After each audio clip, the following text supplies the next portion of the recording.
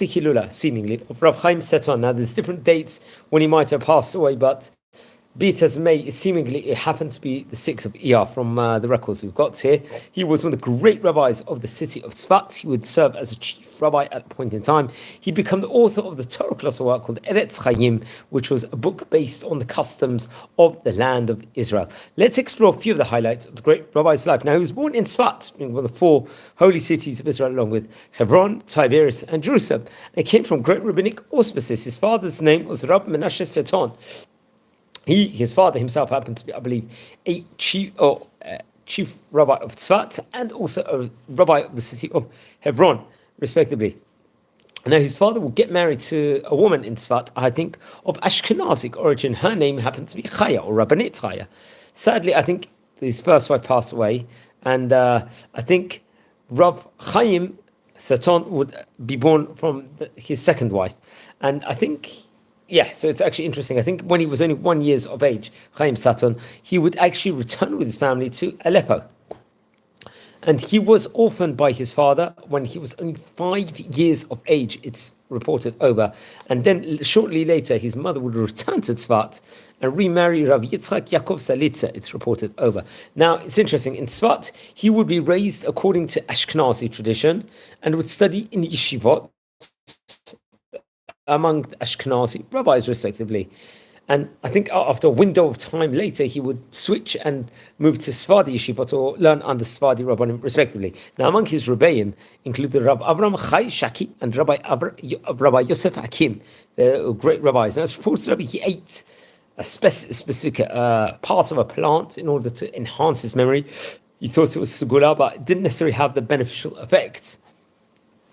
And just as a side tidbit, now he was known as one of the great rabbis of Tzfat of his time period, and he was close to many other great rabbis over there. Let's list a few of the rabbis at that point in time. He was close to Rabbi Yeshua Vaish, I believe. I hope I pronounced the name correctly. He happened to be a great Shluchei Rabbanan, head of Jewish court, and a rabbi of Tzfat. I think especially during that time period, the main one.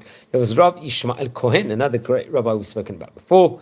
He happened to be head of Jewish court also, and the Chacham Bashi of Tiberias, respectively. So this is another great rabbi he had under him. Then there was Rabbi Rachmim Mizrahi, Rabbi Chaim Ezra HaKohen, another great rabbi. Now, come what the year Tafresh Samach Bet, he would, I think this is in very early 1900s, he would be appointed as the chief rabbi of Tzfat, very prominent position over there. I think after wasn't such a long time he would have that position. He would later on, I don't know if he would actually keep in that position in of itself, respectively. He did suffer from health problems towards the end of his life. Now, it's very, very interesting. I think he left great books. Now, there's different opinions when he actually passed away. I think the main opinion is it was the 6th of Iyar, although I think Nezer Torah, if I'm not mistaken, it's reported over, I think maybe from Rabbi Moshe Claris, if I'm not mistaken, happened to be the rabbi of Tiberias, that maybe it was the 6th of Adar in 1918, respectively. And Rav Claris happened to be the chief Ashkenazi rabbi of Tiberias, respectively, and the Rosh Yeshiva of Yeshivat or Torah. So there was a close connection, seemingly. Now, I think in the book of Rav Shmuel Horvitz, in the Yemei Shmuel, it maybe mentions that he was passed away after Pesach, so we don't exactly know what that means in of itself, respectively, but be it as may, sadly, he passed away. Now, he had great family members. Among his close family included his brother, his older brother, from the side of his father, who happened to be Rav Hillel David Satton, who was one of the great poskim, halakhic judges in Chalab, respectively, in Syria, respectively, and the author of various different Torah colossal works. Now, he himself, Rabbi Haim Sethoun, would leave us with a Torah treasure. He would author a book on the customs of the land of Israel, and that was called the Eretz Chaim. This specific book in of itself was a collection of laws and customs related to the land of Israel from a vast variety of poskim, and it was collected and edited by Rav Sethoun. The book includes approvals of many great rabbis, including Rabbi Yaakov Shaul Elisha. Remember, he happened to be, I believe, a Rishon LeZion, chief rabbi of Israel between the years 1893 to 1906, head of Jewish court.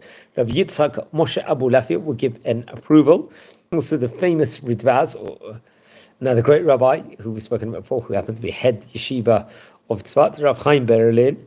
Now the great rabbi would give his stamp of approval, and Rabbi Eliyahu Bachor Hazan. Now the rabbi we spoke about way earlier on in this series, probably more than 2 years ago.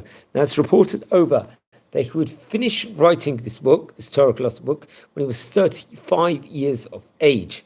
It was reported over, and 3 years later it would be published, this Torah colossal work. So I'd recommend everyone to look into the book, because it really is a Torah treasure chest. I think it's got 333 pages. I think it was published in the year 1908, if I'm not mistaken. Concentrated on Jewish philosophy, theology, religion, and very much, I'm just looking at it online over here, I think it was very much connected to both Tzfat and Jerusalem, respectively. So, friends, it's his Hilula here.